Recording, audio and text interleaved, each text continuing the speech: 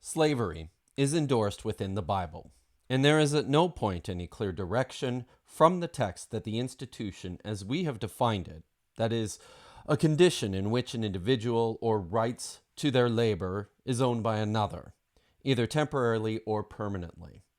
At no point was the institution repealed nor even strongly discouraged. Dr. Josh and I have provided clear and decisive evidence from the biblical texts in both the Old and New Testaments, and against the cultural backdrop of the wider ancient Near East as revealed in contemporary relevant literature from the surrounding regions, that the ownership of people was permitted and even mandated. Members of the community of Israel, that is, the Bnei Yisrael, were provided rules and guidelines for owning their own kinsmen in a state of debt slavery for a temporary period of time, as made clear in Exodus chapter 21, verses 2 to 6, and Deuteronomy 15, 12 to 18. Members of the community received provisions for owning their fellow girls and women permanently in Exodus 21, 7 to 11.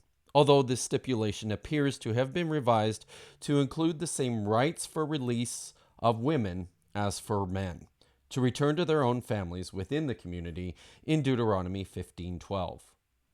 This is slavery.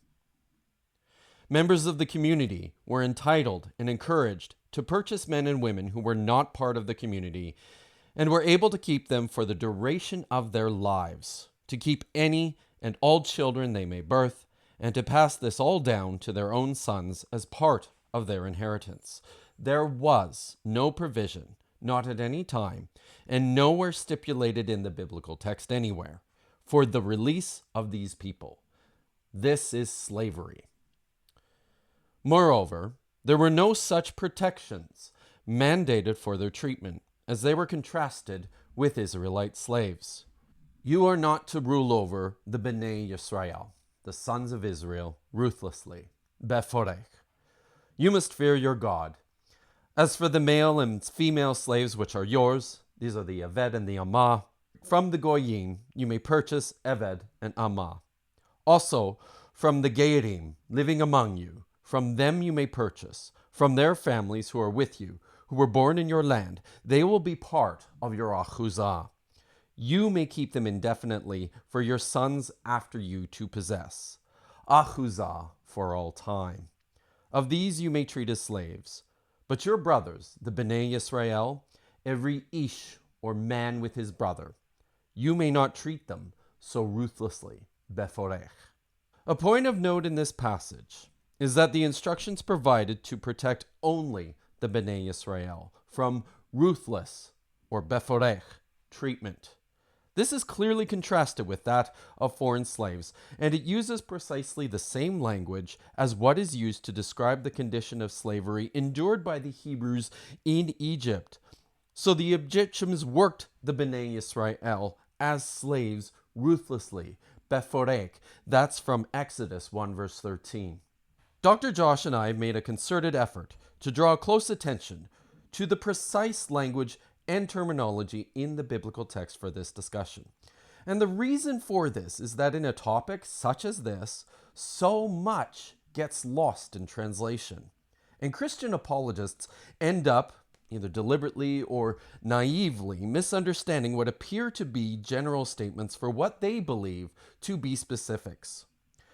So when Exodus 21:16 says that a man-stealer is to be put to death when caught, or in Deuteronomy 23:16 to 17, where it says that runaway slaves are to be given refuge and not returned to their owners, a common thought is that these rules indicate that freedom was the ideal for all people everywhere, and that these rules trumped any instructions on the acquisition and treatment of slaves. In the instance of the first, a man can easily be misconstrued as applicable to every human male. But as the word ish is used quite consistently throughout these legal texts, it is demonstrably clear that these were free men of the community of Israel, the Bnei Yisrael, as made explicit in the revised form of this rule in Deuteronomy 24 verse 7. If a stolen ish is to be found, specifically one of your brothers from the Bnei Yisrael.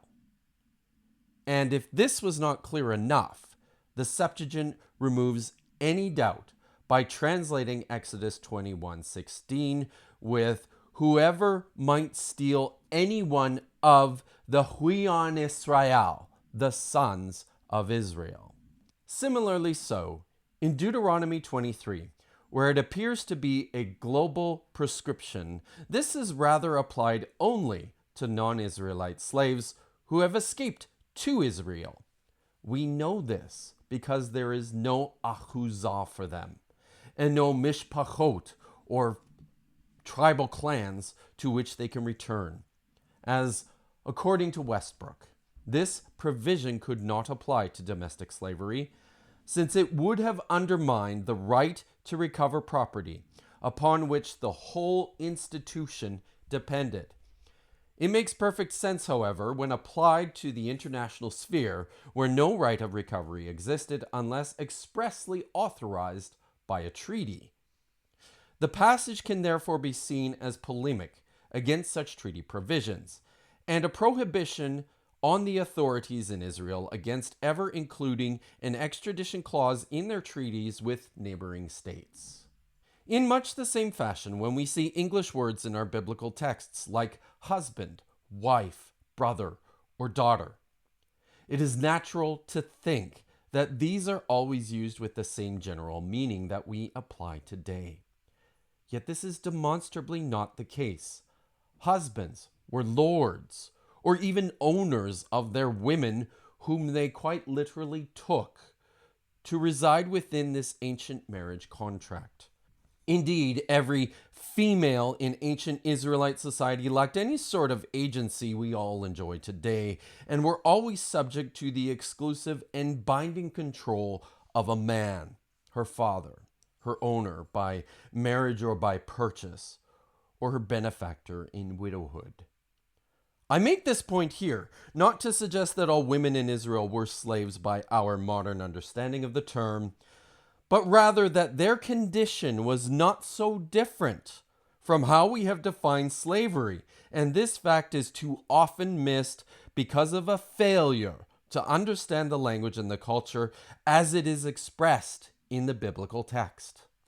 Rather than stating how these relationships were clearly described, apologists are keen to marshal vague generalities about freedom and equality in the New Testament to abrogate what appears in the Old, or to confuse obvious definitions with ambiguities and appeals to modern language and culture. Indeed, it is often said that, as a last resort, even if there were technically slaves in ancient Israel, as captured in war, or as temporary debt slaves to their fellow Hebrews, surely their lot was better than those of the antebellum South, where real, objectionable slavery occurred with ruthlessness, beforech. It might be said of a young, unmarried Canaanite girl, after seeing her family slaughtered by the ancient Israelite army in war, and then forced against her will into permanent sexual submission to her enemy, that surely this is a better result for her than to be left alone in the ruins of her town to die. Surely this is a kindness, a protection, a guarantee for her well-being. It is unfortunate by the limits of the text that we can't actually know one way or the other how much better or worse the treatment of slaves was in ancient Israel than in the antebellum South. But I will remind you that this is beside the point of this debate.